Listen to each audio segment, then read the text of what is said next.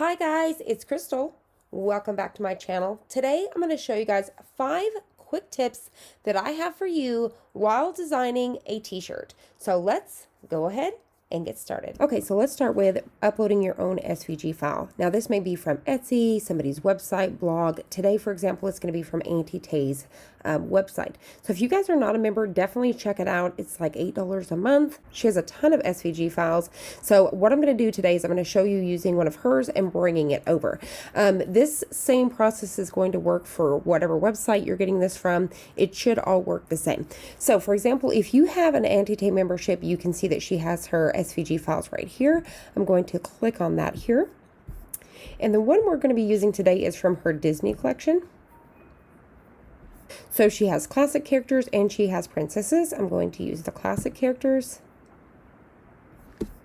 And we're going to be using, so you guys are getting a little sneak peek here. We're going to be using from the Tinkerbell collection. All right, so I want this one here, and when you click on these, so you can see there's 1, 2, 3, 4 different ones just for Tinkerbell. When you click on these, it's going to bring this whole bundle over, which is really exciting. I don't have to continue to click each one of these, so they come in bundles, and I really like that. All right, so what you're going to do is you're going to click on it, and you're going to notice that it's going to jump up right here. Now, this is if you have a Mac. All right, so I'm going to click this, and then you're going to see it right there. I can double click on that, and there it is. Now, it should be saved to my computer, so if I go to Cricut Design Space, I'm going to come over here to Upload. I'm going to come to Upload an Image, and then hit Browse. I can also drag and drop it. Now, it should be in my Recents, and then you're going to see where it says Tink. So I'm going to click on that, click Open.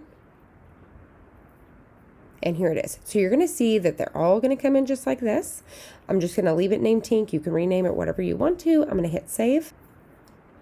All right, so now what I'm going to do is I'm going to click on it, hit Insert Images. And then all I need to do is, at this point, I'm going to come and hit Ungroup. And then I'm just going to get rid of what I'm not using today. So for today, I'm going to be using the Tink, and then I'm going to be using the Neverland right here. This one, I had thought about doing Faith Trust Pixie Dust, and I may actually do that. So I'm trying to decide. I think I'm going to switch. So I think I'm going to do Tink and then this one here. So what I'm going to do is I'm going to get rid of everything else. So I can click on it, hit delete, and you can highlight several at a time if you want to. Hit delete, same thing. Just keep on clicking. Now, if you download another SVG, it may just be a single one. You wouldn't have to do all of this. This is just her files. And like I said, I love it because you have one file. You don't have a ton of them. It's really neat. And it was easy to get rid of what I didn't need. Now what I need to do is resize these to what I need. And I know that I want this around 10 inches. So I'm going to start with the width since it's the biggest one, and I'm going to put that at 10 inches. I've already done my measurements. So it's going to give me 10 by 7. Now for the Tink, I'm going to select both because there's 2 pieces here actually. And what I'm going to do is change the width here to 4 inches. And that's going to adjust both of them. And now we're ready to go. So I have both of these sized, and we're going to cut it out. So what I'm going to do is hit Make It, select my machine. As usual, I'm going to have the knob already probably preset on my Cricut Explorer 2. So let's go ahead and get ready to cut it out. For my first 2 materials, I just turned my dial to Iron On. And then for the third one, which is Glitter Iron On, I just turned it to Custom and chose that right inside Cricut Design Space. I love to use Cricut's heat guide to find all of my settings, so I'm just going to choose those here and get the correct temp. So for example, I'm going to be using Cricut's Iron On Express, and the temp for this is going to be 300 for 15 seconds. Today I'm going to be using my Cricut Easy Press 2 6x7, so I'm just go ahead and setting my heat settings. Today we're using a basic Gildan tee. I have the link down below for where I order my t-shirts. So you want to pull out any sort of moisture for about 15 seconds. I'm doing both front and back as I'm doing both the front and back of the t-shirt today.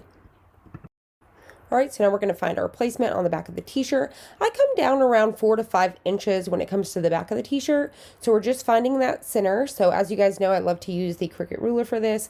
And then we're going to go ahead and take our iron and just apply our heat. You want to make sure, since we're using the smaller iron, that you cover everything.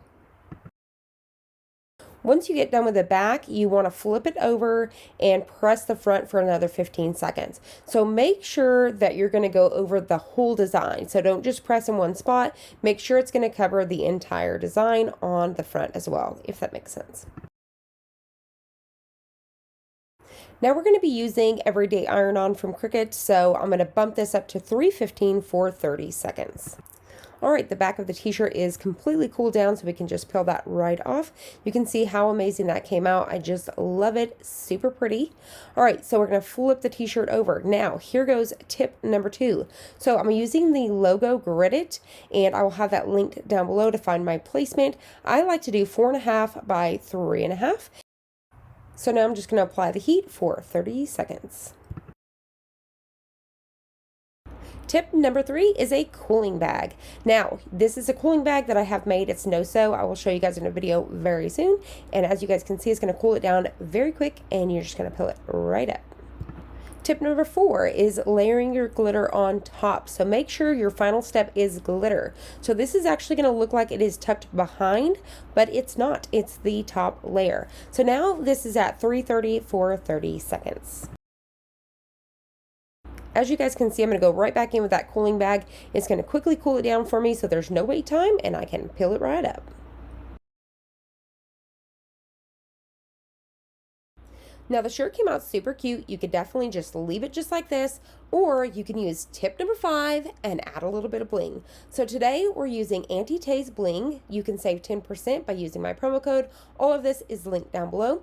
You can use E6000, our Marvy tool, or you can use the Beacon Gem Tack. I love the Beacon Gem Tack. It dries clear. I'm just using a little Cricut tool to add the glue on, and then I'm using my tool here to pick up the bling and then just add it on. I use different sizes, just going all the way around, and then you're just going to let it dry 24-48 hours, and then you can wash as normal. Just hang dry. It'll last you a long time, and it looks amazing, and you can definitely sell these for way more.